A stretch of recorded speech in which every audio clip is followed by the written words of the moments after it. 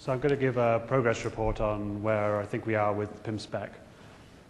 There's a new version 04 which was out just before the deadline. So it is in the archives. I'm going to first of all go through the actual changes to the protocol that have happened since we met in London.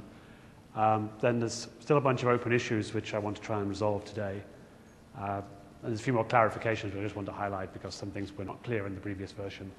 And then internally amongst the authors we have a to-do list which is kept under CVS, and I'm just going to say basically what things are that are still on our to-do list so that you can basically see how far we are from getting this to be RSC, which is hopefully not too far.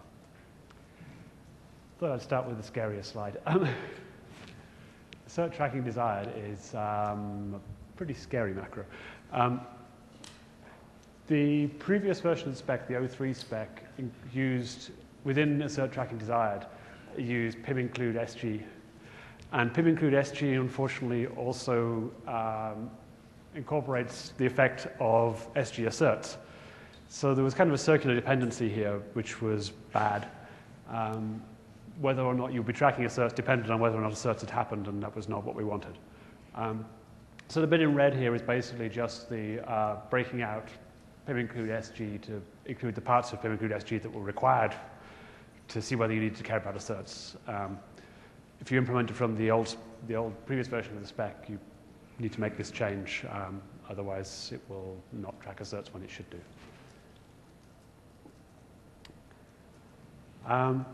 The second significant change since the previous draft is a section explaining the PIM multicast border router behavior. What this is an attempt to map the rules in RSC 2715, which is Dave Thaler's draft on what border routers should do, into the language of the new spec. This went in right at the last minute. Even my co-authors have not read what I wrote. So it would be good if somebody could actually review this. Don't know for sure that I got it right. I hope I did. The third change, and probably the largest one, was to do with star-star RP behavior. Pavlin Radoslova, who's been going through the spec in great detail, identified an issue to do with the relationship between star-star RP and starg messages within join prune messages, and which things overrode what and so forth. And so a couple of the questions he asked were, well, within a join prune message, if you have star-star RP join first and then a starg prune, is that the same as if they end up the other way around in the same message? And the previous spec said, no, you're going to process them differently. One will override the other, in the other case won't. The other part of this same story was if you have SG RPT prune state and you get a star-star RP join, should the star-star RP join cancel the SG RPT prune state? And the old spec said, yes, it should. And there were a bunch of other examples where it just got complicated as to which state caused the other state to go away and so forth. So we took a step back and tried to think about what we really wanted from star-star RP. And the problem were that when we inserted star-star RP into the draft, we basically said, well, this should basically behave like starg. And the answer is it probably shouldn't. So what's been revised since the previous draft is that now star-star RP messages no longer cause any change whatsoever in the starg state machine or the SG RPT state machines. This really simplifies a whole bunch of aspects of the spec. So simple is good. There are some minor implications of this. If you're receiving star-star RP traffic, if you're receiving traffic on a star-star RP state, if a PMBR wants to actually stop receiving traffic on that, it's going to have to send a prune SG RPT to stop that traffic arriving. Well, that's the same as in the 03 draft. The difference is to make sure that the traffic starts flying again. You can't just send a star-star RP join without the prune. You now explicitly have to send a join SG RPT to cancel the prune SG RPT that you previously sent. That doesn't seem like a big deal. It's only a change at the PMBRs, not a change in any other routers. And doesn't seem like any complication. The second implication, Dave? Just going to ask you to clarify the first one. Does that mean that you cannot send a prune star G? You have no way to store prune star G state. There's no prune star G state machine. So you're saying yes? Yes. Yes, it means you cannot send prune star G, that you must send SGRPT. That is correct. Once for each source. Yeah. Yes. And that's the same as in the previous release of the spec.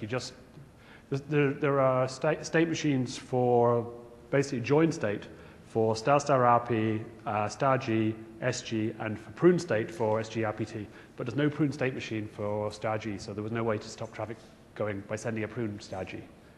And that's basically been that case ever since we put star RP into this version, into this spec.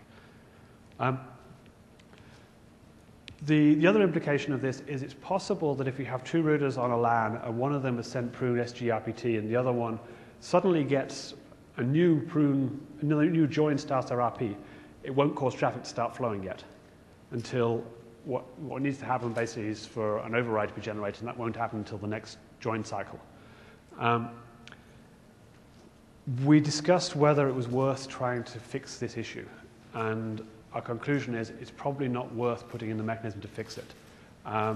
Unlike star G joins, which are generated as people join and leave and so forth, star RP is really only generated from border routers, and so it's very persistent state. And so if there's a transient delay when that state appears, it doesn't seem like a big deal to us. So it didn't seem worth putting the mechanism in there to try and avoid that issue.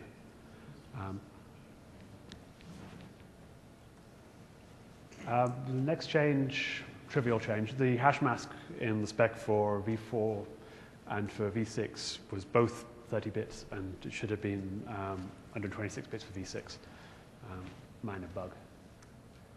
Another minor bug was when you're comparing assert metrics. The rules for comparing assert metrics say you go down this list of things in this struct, RPT, bit metric reference, root metric, your own IP address, and you compare, and if the two are unequal, then the highest one wins for the first, second, and third, and the lowest one wins for the fourth. And the previous version for infinite metrics said that the IP address was infinity as well, and that was a bug. It had to be 0. If you actually implemented from that, it would have been very bad. An assert cancel would basically have caused everybody else to think that they won the assert, and then you get some assert war of people with no root trying to win assert with an infinite metric, and it would have been bad. It's a minor bug, but I thought I should point it out to people.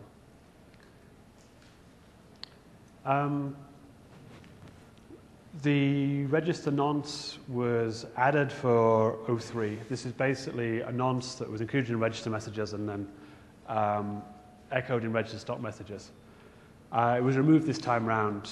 I thought when I did these slides that there's been a miscommunication about having it removed, but talking to Isidore and so forth, it was removed because of feedback from one of the security area directors last time who didn't like the issue, so I think it's going to stay out.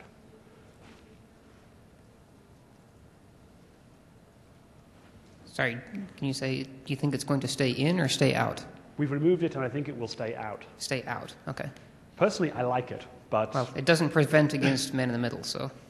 Sorry? It doesn't prevent against a man in the middle attack. If you're on the path, you can see the nonce, and so... Absolutely. What it prevented was anybody who was receiving multicast traffic who could see who was sourcing it and could send a register stop to what they guessed was their router and prevent... Yes, and right.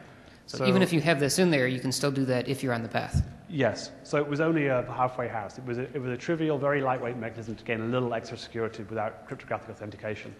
And the security AD last time said, do cryptographic authentication. So whether anybody will is another question.